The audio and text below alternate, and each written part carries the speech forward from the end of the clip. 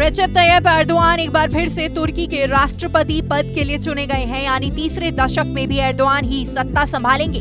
वर्षों से राष्ट्रपति की कुर्सी पर काबिज एर्दोआन ने विपक्ष के नेता केमाल किलिचदारोग्लू को शिकस्त दी। 99.43% वोटों की गिनती की गई, जिसके बाद तुर्की की सुप्रीम इलेक्शन काउंसिल ने परिणाम घोषित किए। 52.14% वोटों के साथ उन्होंने जीत हासिल की। कहा जा रहा है कि एर्दोआन को पहले से ही विश्वास था कि उन्हीं की जीत होगी। CNN की एक रिपोर्ट के मुताबिक रिजल्ट्स अनाउंस होने से पहले एर्दोआन इस्तांबुल में एक कैंपेन बस के ऊपर जीत का जश्न मनाते हुए दिखाई दिए थे। रिपोर्ट के मुताबिक उन्होंने तुर्की का झंडा भी लहराया था और अपने समर्थकों के साथ साथ देश की जनता को धन्यवाद भी कहा था। ये जीत कई मायनों में उनके लिए खास है। फरवरी में तुर्की में आए विनाशकारी भूकंप ने तुर्की को झकझोर कर रख दिया था। इस भयानक भूकंप ने 45,000 से ज्यादा लोगों को लील लिया था। जाने कितने घर मिट्टी में मिल गए थे, कितने ही बच्चे अनाथ हो गए थे। इन सब के बाद एर्दोगान की मुश्किलें काफी ज्यादा बढ़ गई थी। एक और आम जनता उनसे खफा नजर आ रही थी, तो वहीं उनके आलोचकों ने उन पर गलत नीतियों को अपनाने और जनता की जान को खतरे में डालने का आरोप लगाया था। ऐसे में फिर से लोगों का विश्वास जीतने के लिए उन्हें कड़ी मशक्कत करनी पड़ी और आखिरकार जीत उन्हीं के हाथ लगी। एर्दोआन के लिए कहा जाता है कि पहली बार चुनाव जीतने के बाद से उन्हें हार का मुंह नहीं देखना पड़ा। शायद यही वजह है कि उन्हें एक स्ट्रॉन्ग लीडर के तौर पर देखा जाता है।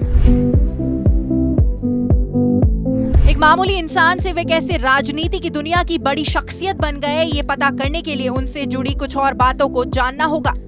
पिछले 20 वर्षों से तुर्की में अपनी पकड़ मजबूत कर बैठे एर्दोआन फरवरी 1994 में जन्मे थे। तुर्की के ब्लैक सी कोस्ट पर पले बढ़े। कहा जाता है कि जब वे 13 साल के थे तब उनके पिता ने अपने 5 बच्चों की अच्छी परवरिश के लिए इस्तांबुल जाने का फैसला लिया था। एर्दोआन ने पैसे कमाने के लिए यंग एज में नींबू पानी और बंस तक बेचे थे। एक इस्लामिक स्कूल में पढ़ने के बाद इस्तांबुल की एक यूनिवर्सिटी से मैनेजमेंट की डिग्री हासिल की। BBC के मुताबिक डिग्री को लेकर वे विवादों से घिरे रहे। 70 से 80 के दशक की बात करें तो वो इस्लामिक सर्कल्स में काफी एक्टिव थे। 1994 में एर्दोआन को इस्तांबुल में मेयर पद के लिए चुना गया। 4 वर्षों तक उन्होंने ये पद संभाला। कार्यकाल खत्म होने के बाद उन्हें विवादास्पद कविता सुनाने के लिए 4 महीने जेल में रहना पड़ा। बाद में उन्होंने सियासी गलियारों में वापसी तो की, लेकिन उनकी पार्टी को तुर्की के धर्मनिरपेक्ष सिद्धांतों का उल्लंघन करने के लिए बैन कर दिया गया था। 2002 में उनकी पार्टी ने संसदीय चुनावों में बहुमत हासिल की और एर्दोआन को साल 2003 में प्रधानमंत्री पद मिला। अभी तक वे AKP, जिसे जस्टिस एंड डेवलपमेंट पार्टी भी कहा जाता है, उसके अध्यक्ष बने हुए हैं। साल 2003 के बाद से वे 3 बार PM के पद पर रहे।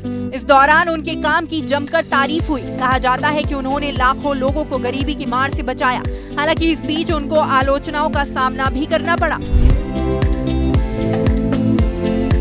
उनकी सत्ता का पहला दशक था। साल 2013 में इस्तांबुल में स्थित फेमस गेजी पार्क को बदलने की सरकारी योजना के कारण कई लोग प्रदर्शन करने के लिए सड़कों पर उतर आए थे।